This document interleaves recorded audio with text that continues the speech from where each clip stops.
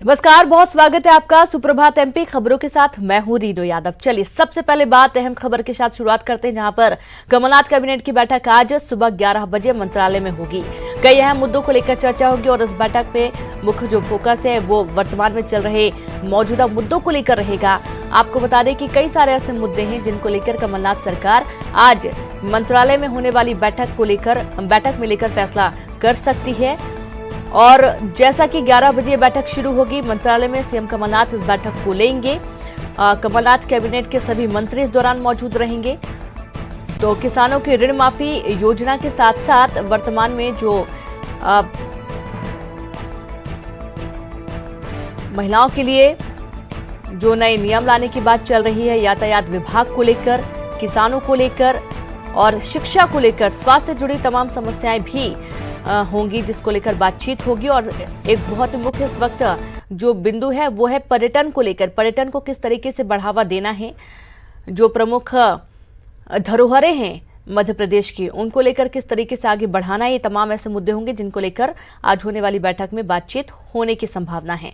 और अधिक जानकारी के साथ सहयोगी रंजना जुड़ गई हैं। रंजना, आज कमलनाथ कैबिनेट की होने वाली बैठक में क्या वो संभावित मुद्दे होंगे जिनको लेकर चर्चा होगी?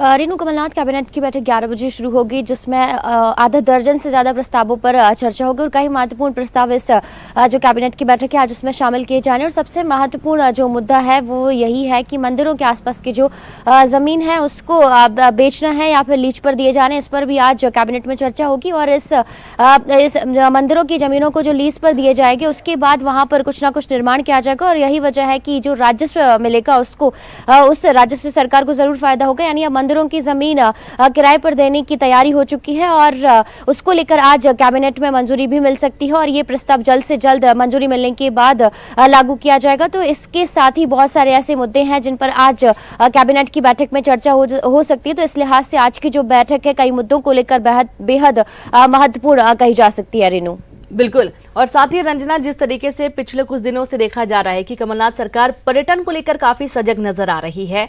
अब आय को बढ़ाना है, मध्य प्रदेश की आय को किस तरीके से बढ़ाया जाए, और साथ ही जो आईफा होने जा रहा है मध्य प्रदेश में, ये गौरव की बात है, इसको लेकर भी क्या प्रमुख चर्चा होगी?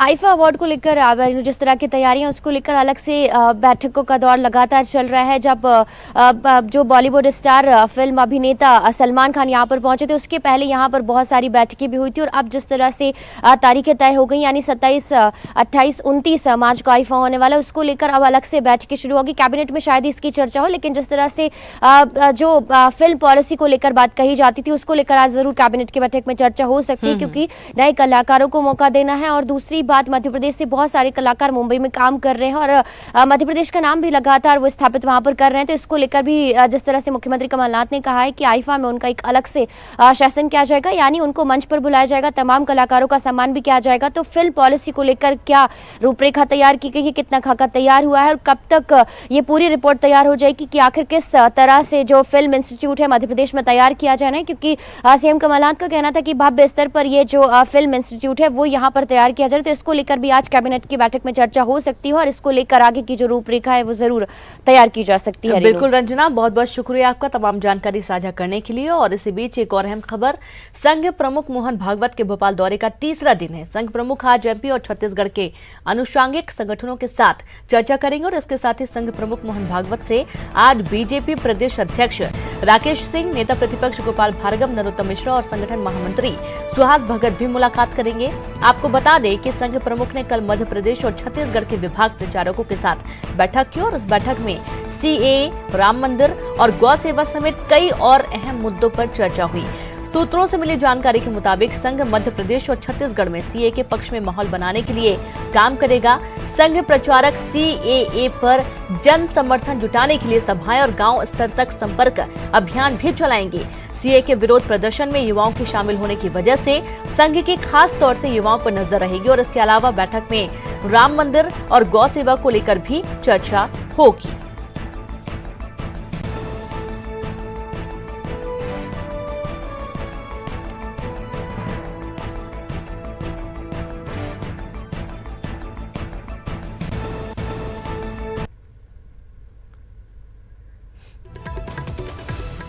और अधिक जानकारी के साथ सहयोगी रंजना एक बार फिर से लाइव जुड़ गए। रंजना, संघ प्रमुख मोहन भागवत का भोपाल दौरा, मध्य प्रदेश और छत्तीसगढ़ पर खास नजर है। सीए को लेकर जन समर्थन जुटाने की जो कोशिश है, किस तरीके की पूरी रूपरेखा है रंजना?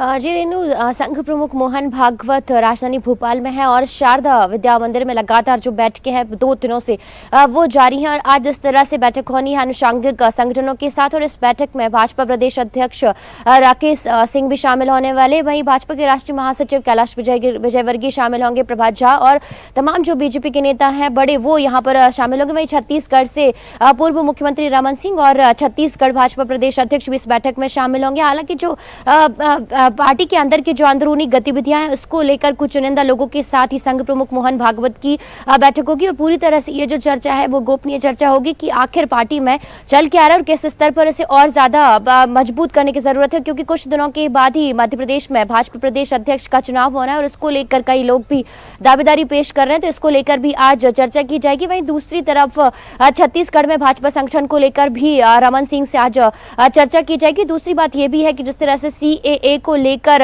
संघ प्रमुख मोहन भागवत ने जिला प्रचारकों और विभाग प्रचारकों के साथ चर्चा की थी, उसकी रिपोर्ट भी ली गई है और उस पर भी आज जो अनुषंगिक संगठन है उस पर भी आज चर्चा की जाएगी कि आखिर किस तरह से जो देश भर में माहौल चल रहा है उसको पक्ष में माहौल बनाने की दिशा में अब इन लोगों को काम करना है और किस तरह से जो तमाम बीजेपी के बड़े नेता जिसमें शामिल होंगे उनको इसमें क्या भूमिका निभानी है, इस पर भी चर्चा की जाएगी। वहीं दूसरी तरफ जो गांव के विकास पर भी आज के अनुषंगिक संगठनों की बैठक में चर्चा की जाएगी कि प्रचार समिति, ग्राम समिति को लेकर किस तरह की रूपरेखा बनाई जानी और किस तरह से इन लोगों को ग्रामीण स्तर पर काम करना और किस तरह से वहां से परिवर्तन की शुरुआत करनी है जो कि शहरी स्तर पर परिवर्तन को लेकर जाना, यानी सीएए पर भी आज रिपोर्ट ली जाएगी। तो वहीं ग्रामों के विकास पर भी आज रिपोर्ट ली जाएगी। तो वहीं भाजपा में जो अंदरूनी गतिविधियां चल रही उस पर भी आज चर्चा की जाएगी। तो इस लिहाज से देखा जाए तो आज की जो बैठक है संघ प्रमुख मोहन भागवत की वो बेहद महत्वपूर्ण कही जा सकती है। रेनू, बिल्कुल रंजना, बहुत बहुत शुक्रिया आपका जानकारी के लिए। तो 2 अहम फैसले इस दौरान लिए जा सकते हैं। इसी बीच एक और अहम खबर है जहां बीजेपी नेता अजीत बैरासी ने नागरिकता संशोधन कानून पर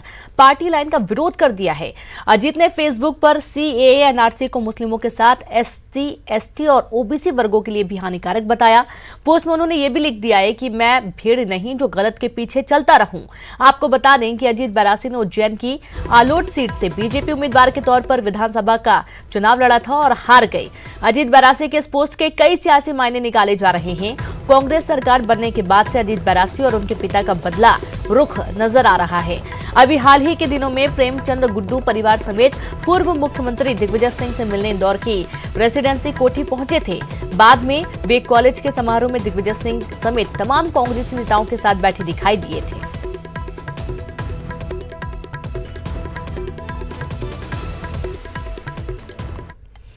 तो वहीं दिल्ली के दौरे पर शिवराज सिंह चौहान, दिल्ली के दंगल में शिवराज सिंह चौहान, आपको बता दें कि दिल्ली में चुनावी सभाएं शिवराज इस वक्त कर रहे हैं।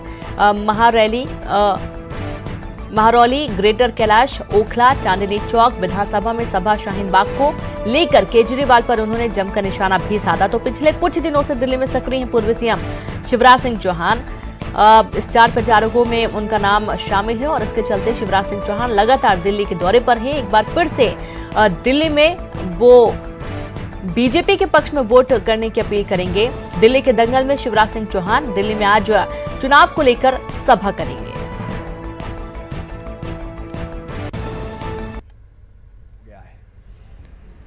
उनने जो झूठ का गुब्बारा भरा था वह फूट गया है और इसलिए आजकल उनको हनुमान जी याद आ रहे हैं और हनुमान चालीसा का पाठ कर रहे हैं। लेकिन जो सबसे बड़े ढोंगी, सबसे ज़्यादा झूठ बोलने वाले और जनता की पीठ में छुरा घोंपने वाले केजरीवाल हैं, उनको जनता माफ़ नहीं करेगी।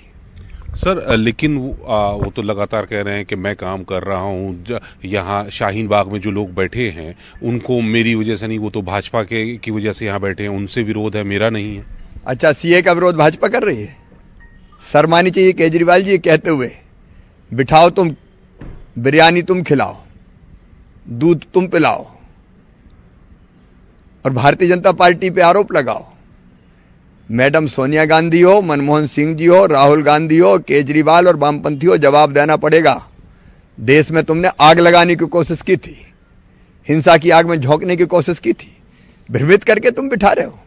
सीए में आखिर किस मुसलमान भाई बहन के खिलाफ क्या है? सीए को पढ़ा नहीं क्या तुमने? लेकिन बिना मतलब सीए के नाम पे आग लगा दो। अमानतुल्लाह कौन के एमएलए? आपके जो जमिया मिलिया में जाके आग लगाते हैं। जेएनयू में तोड़फोड़ और हिंसा फैलाने वाले कौन है? करो तुम और आरोप लगाओ भारतीय जनता पार्टी पे। ये नहीं चलेगा। आज धार दौरे पर रहेंगे प्रदेश सरकार के मंत्री सचिन यादव। विजय लक्ष्मी साधो, सुरेंद्र सिंह बघेल भी धार का दौरा करेंगे और जय किसान ऋण माफी योजना कार्यक्रम में शामिल होंगे।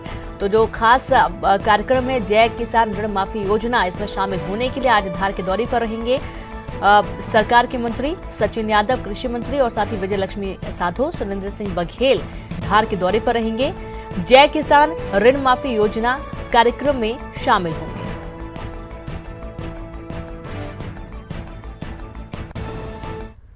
और इसी बीच एक बड़ी खबर चीन से मिल रही है, जहां पर कोरोना वायरस से मौत का आंकड़ा बढ़ गया है। अब तक 490 लोगों की मौत हो चुकी है। कोरोना वायरस के 24,324 केस सामने आए हैं।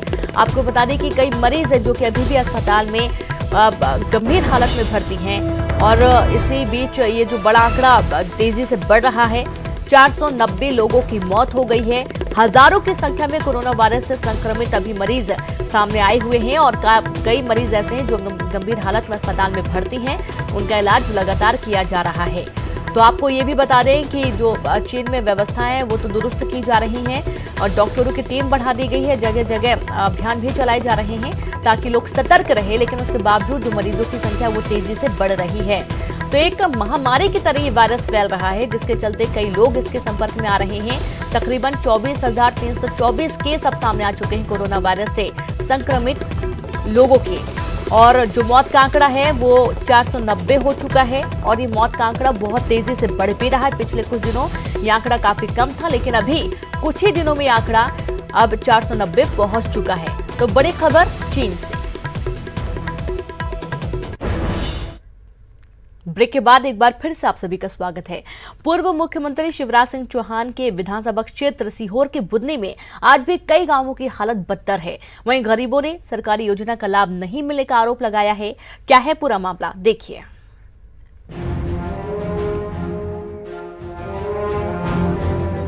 सरकार का फोकस गांव के विकास पर है, लेकिन गांव के विकास की कहानी आज भी कोसों दूर है।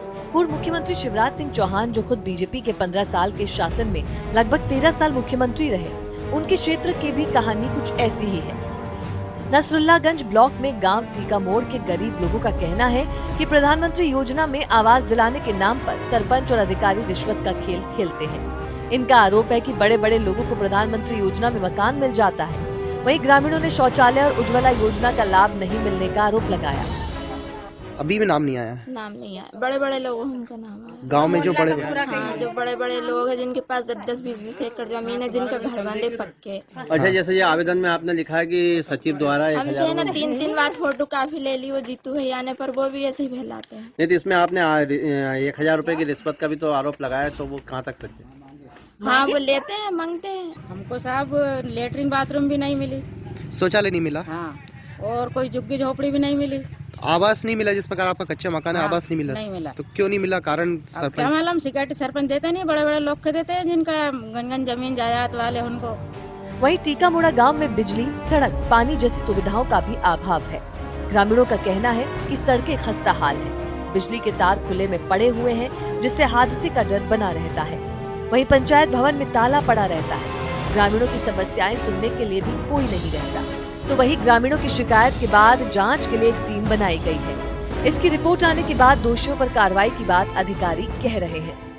सर ये बहुत गंदगा हो रहा है सर, पूरा पानी बह रहा है सर। और डीपी भी सर, तार ही नीचे है सर, उसके कभी भी करंट फैल सकता है सर।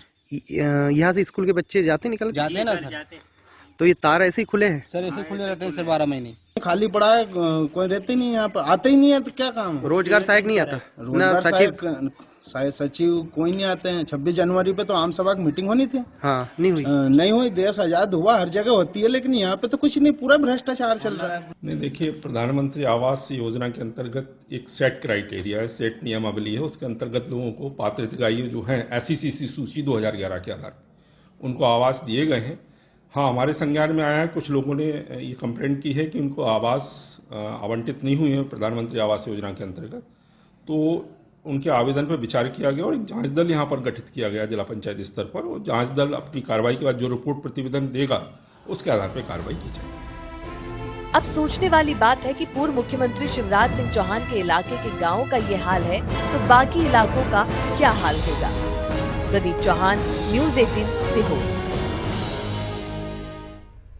सीधी में शौचालय निर्माण में भ्रष्टाचार का मामला सामने आया है। यहां कागजों में ही शौचालय बना दिए गए, वहीं जो शौचालय बने भी हैं वो इस्तेमाल लायक नहीं हैं। देखिए।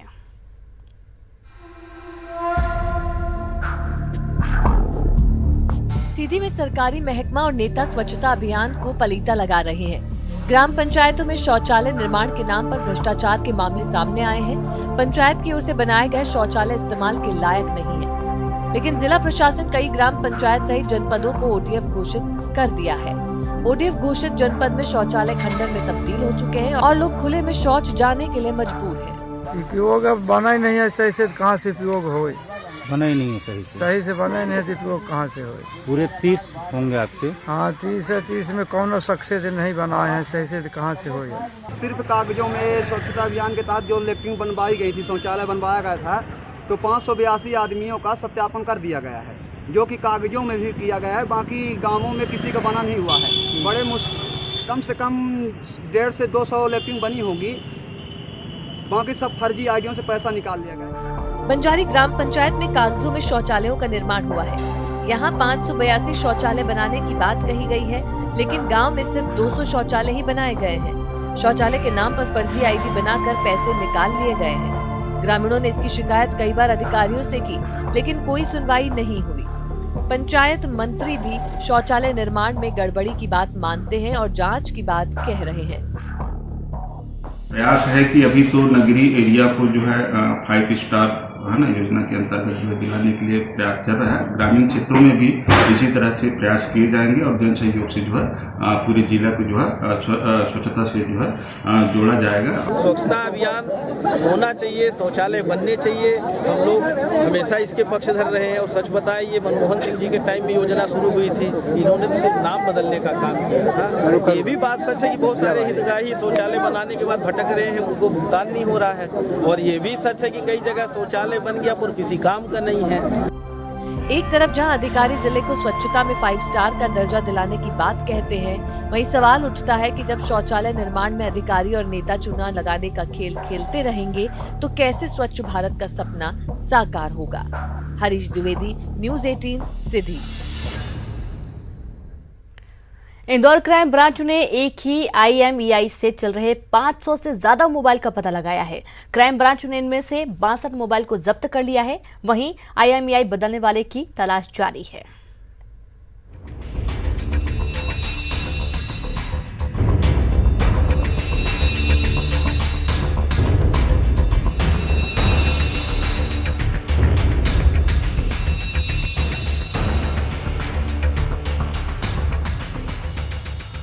इंदौर क्राइम ब्रांच को एक ही IMEI नंबर से चल रहे लगभग 528 मोबाइल का पता चला है। ये जानकारी मिलते ही एक टीम गठित की गई और क्राइम ब्रांच की इस टीम ने अलग अलग जगहों से 62 मोबाइल जब्त किए हैं। वहीं पुलिस इस बात की जानकारी लगाने में जुट गई है कि आखिर इन मोबाइल के IMEI नंबर से किसने छेड़छाड़ की। वहीं आशंका जताई जा रही है कि ये सभी मोबाइल चोरी के हो सकते हैं। साइबर सेल ने लगभग 62 मोबाइल, जिसकी टोटल कीमत 10 लाख से ऊपर है, इनको बरामद किया है, जिसको जांच करने पर पता पाया गया था कि इसमें जो IMEI नंबर है उसका जो ओरिजिनल IMEI नंबर था उसे चेंज करके किसी अन्य मोबाइल नंबर के IMEI पे चलाया जा रहा है। और इसमें कुल टोटल टेक्निकल एनालिसिस से लगभग 500 से ऊपर मोबाइल इसमें सर्वेलेंस में है, जिसमें से 62 बरामद किए हैं और बाकी अन्य को भी बरामद करने की प्रक्रिया जारी है। पुलिस मुख्यालय और केंद्रीय गृह मंत्रालय ने जब सेंट्रल इंक्वायरी आइडेंटिटी रजिस्ट्रार में एक नंबर डाला तो एक ही IMEI नंबर के कई मोबाइल ट्रैक हुए और फिर शहर में एक के बाद एक कई जगहों से इन मोबाइल्स को बरामद किया गया। आपको बता दें कि इससे पहले पुलिस कई बार IMEI नंबर बदलने वाले गिरोह के सदस्यों को पकड़ चुकी है, लेकिन अभी भी ये गिरोह शहर में सक्रिय है। वहीं पुलिस जल्द ही गिरोह को पकड़ने का दावा कर रही है। विकास सिंह चौहान, न्यूज 18 इंदौर। उज्जैन के रहने वाले नितिन डेविड लोगों को हेलमेट बांट रहे हैं। वो ऐसा क्यों कर रहे हैं, इसकी कहानी जानने के लिए पूरी रिपोर्ट देखिए।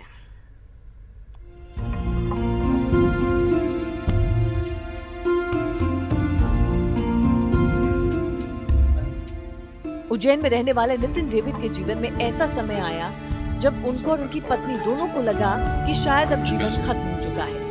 इनके बेटे की पुणे में रोड एक्सीडेंट में मौत हो गई। इसके बाद नितिन ने सोचा कि अब पूरा जीवन उन युवाओं को प्रेरित करने में लगाएंगे जो बिना हेलमेट पहने गाड़ी चलाते हैं और अपनी जान जोखिम में डालते हैं। नितिन पिछले 4 साल में 8 लाख रुपए से ज्यादा के हेलमेट बांट चुके हैं। तो मेरा इकलौता बेटा पुणे में पढ़ रहा था और वो एक रात भोजन के बाद अपने दोस्त के साथ था और वो संगमवाड़ी ब्रिज पे एक पोल से उसकी गाड़ी जो कि मोपेड से कुछ लाइट थी या मोपेड जैसी ही थी वो टकराई और उसका एक्सीडेंट हुआ। और शरीर में कहीं और बहुत ज्यादा चोटें नहीं थी, खरोंचे थी, लेकिन सिर की चोट जो थी वो काफी गहरी थी। तो हमेशा की तरह कोई मिला नहीं, लोग शायद देखते रहे और चलते रहे इधर उधर। एक जिंदगी का मूल्य मुझे समझ में आता है, मेरे को, मेरी पत्नी को। तो वो जीवन का जो मूल्य है वो इस कदर अब है कि अगर कोई मुझे एक भी पहनावा दिख जाता है तो मुझे बहुत आत्मिक शांति मिलती है, बहुत सुकून मिलता है। नितिन डेविड के बेटे रोनित डेविड की मौत 21 अगस्त 2015 में एक एक्सीडेंट के दौरान हुई थी। रोहित अपने माता पिता का इकलौता बेटा था और रोहित कुछ ही दिनों में अमेरिका जाने वाला था, लेकिन वहां जाने से पहले ही डेविड के पूरे परिवार पर मानो पहाड़ टूट पड़ा। बेटे की सड़क दुर्घटना में मौत की खबर ने इनको तोड़ दिया। तकरीबन 2015 की ये बात बताई जा रही है। सन 2015 में उनके बेटे का मौत हुई थी और उसके बाद से नितिन डेविड और उनकी फैमिली ने प्रण लिया है कि जहां भी वे ऐसे लोगों को देखेंगे जो गरीब हैं, हेलमेट खरीदने की क्षमता नहीं रखते हैं और गाड़ी जरूर चलाते हैं, लेकिन ऐसे लोगों को वो लगातार अब हेलमेट बांटते हुए उज्जैन में नजर आते हैं। आनंद निगम, न्यूज 18 उज्जैन। और इसी के साथ इस बुलेटिन में इतना ही। नमस्कार।